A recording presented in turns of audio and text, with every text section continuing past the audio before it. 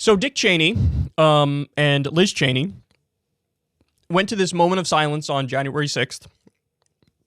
There was this commemoration that was done that the Democrats put together, and it was classic Democratic stuff. I mean, you had Nancy Pelosi, had Lin-Manuel Miranda and the cast of Hamilton come, and they like sang a song, and it's like, oh my God. There was this Onion article in 2016 that said Democrats are trying to connect with working class voters, so they're bringing in the cast of Hamilton to do a Lena Dunham-inspired song or something like that. And it's like, yeah, you think this can connect with anybody? No, this is like elite liberalism 101. Like, everybody's rolling their eyes at this. Lefties on Twitter were ripping it apart, perhaps even more than the right was. The stupid, singing and Hamilton cast being there. Anyway, so they have this moment of silence, and everybody's, being really somber, and Dick Cheney and Liz Cheney are the only Republicans who show up.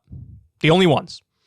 Now, Adam Kinzinger, who's like a very vocally anti-Trump Republican, even though his voting record is very conservative, he apparently was supposed to be there, but he just had a baby or something. I don't know. I don't know the details of that. But again, Dick and Liz were the only ones who showed up.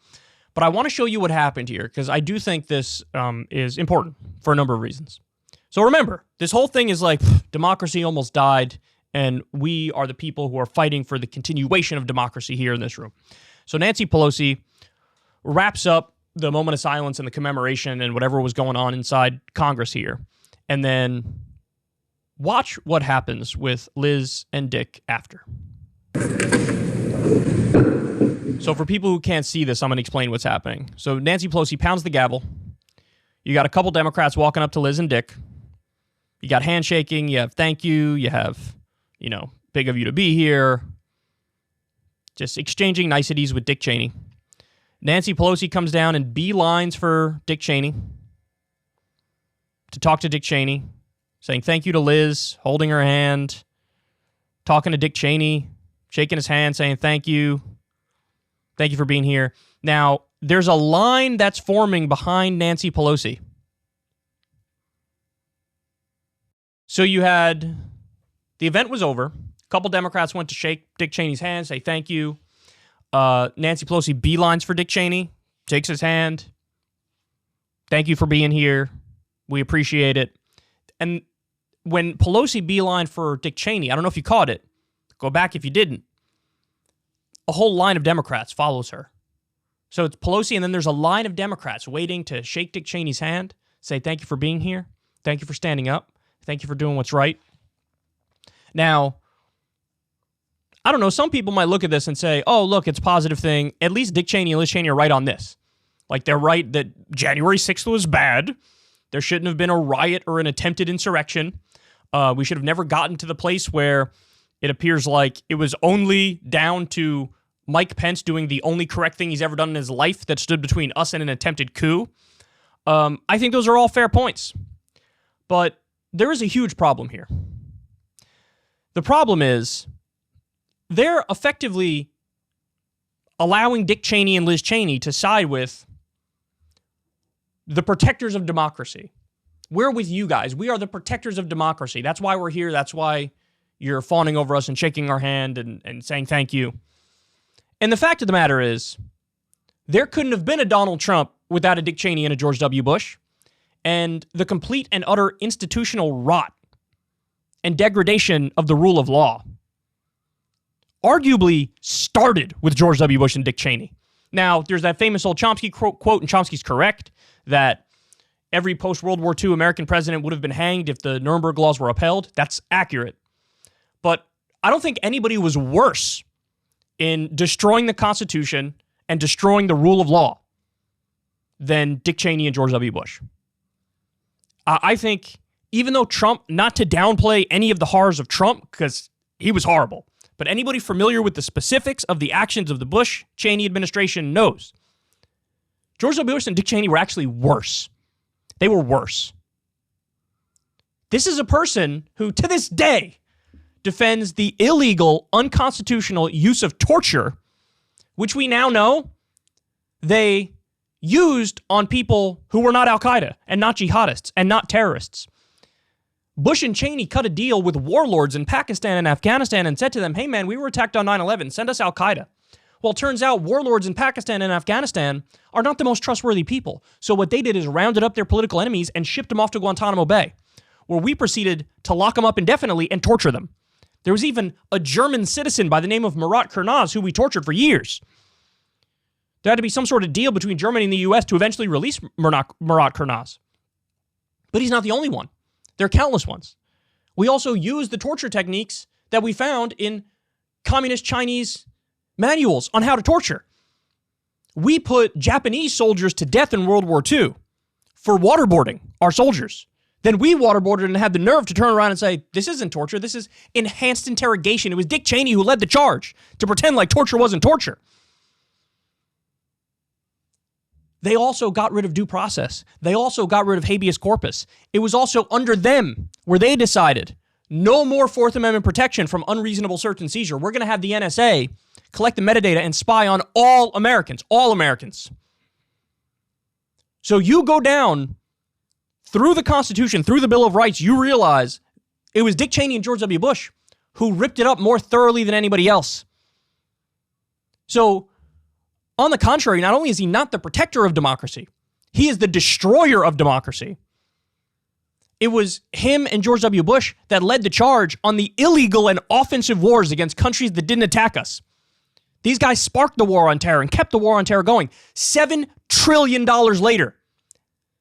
Thousands of American soldiers dead. Hundreds of thousands, if not millions, of innocent civilians in the Middle East dead.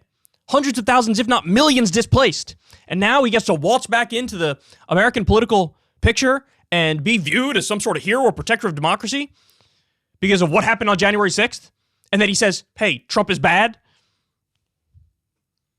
There needs to be a higher bar for good person and protector of democracy than Donald Trump is bad. That is the lowest bar in human history. That is the lowest bar in human history. Now, I'm not downplaying the horrors of Trump. And I do think it's good that anybody on the right would step up and say, hey, man, January 6th, that wasn't good. But this guy fails on every other prong of the test, every other one. And he arguably did more to destroy democracy than even Donald Trump did. And so, no, you don't welcome him back into the club. No. No, no, no, no, no. No. No. Look, in all seriousness, this is a guy who's a war criminal. He should be in The Hague. He's a war criminal. It's a tragedy that this guy won't spend the rest of his life behind bars for the pain and suffering that he inflicted on the world. So,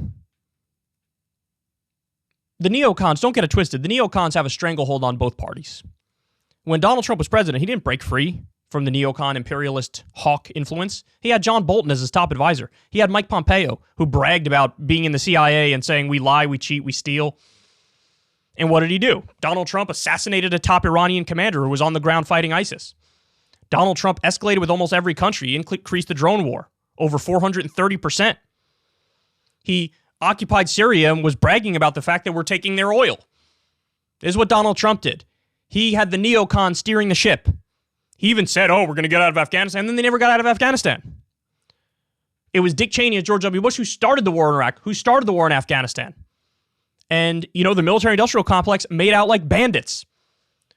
It was the military-industrial complex that did shoddy electrical work on the bases in the Middle East that we had, and some of our soldiers died because there was electrocutions happening in the shower. And it was all for profit motive. They were profiteering off of the war. Go watch the documentary, Iraq for Sale, The War Profiteers. Tell me that doesn't blow your mind. Because what you learn is, a lot of this looks like it was all for the profit. And remember, it was Dick Cheney, who worked for Halliburton, a defense contractor. They're a subsidiary of, I think, Kellogg, Brown, and Root. And there were so many no-bid contracts that went to KBR. And Dick Cheney, when he left that place, got an exit bonus of millions of dollars. This is all a matter of record. And then this is the guy who pushes for the illegal wars that gets him and his buddies rich. That's who Dick Cheney is. That's who Dick Cheney is. Now, Donald Trump does go a step further in one respect, which is he clearly was not a big fan of the peaceful transition of power. And if Pence had tried to steal it for him, he would have been all in with, yeah, I won this shit, and I'm not going anywhere. Let's declare a national emergency. He asked the guy in Georgia to go find me more votes.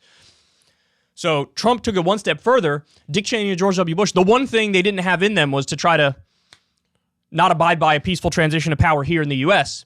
But again, this is damning with faint praise, if you ask me. Because in every other imaginable way, this guy's a criminal. And it was during the George W. Bush and Dick Cheney administration where I got politically involved and I noticed what was going on. And I haven't even touched on domestic politics, how they cut taxes for the rich and they deregulated further, and we had the subprime mortgage crisis and the Great Recession under them. I could go on here, but these are not your friends. These are not your allies. We know what they did with power, and it was either equally as bad as Trump or worse than Donald Trump. So it's just sad. And the neocons still have a lot of sway in the Democratic Party and in the Biden administration. Biden said when he was running, we're going to jump right back into the Iran deal. And then what happened? We didn't jump right back to the Iran deal. We didn't do it. We said we were going to do it. We didn't do it. Thankfully, he pulled out of Afghanistan. Biden did. But then he turns around and sanctions them like crazy. And now you have 1 million people starving in Afghanistan, which is arguably worse than the frickin' war in the first place. So the neocons have a stranglehold on both parties. And they're welcomed with open arms in both parties. And that's the problem. And so here you have the Democrats acting like a guy who destroyed democracy is the protector of democracy. Because he virtue signals about Trump being bad. No, Trump is bad. Dick Cheney is also bad. And that needs to be kept in mind. If you want to see me and Crystal Ball interview legends like Noam Chomsky, Cornel West, and more, subscribe to Crystal Kyle and Friends on Substack. $5 a month gets you the video version a day early. Remember, we take 0 ad dollars for this podcast. Or you can sign up on Substack for free and get the audio version a day later. Link in the video description box below.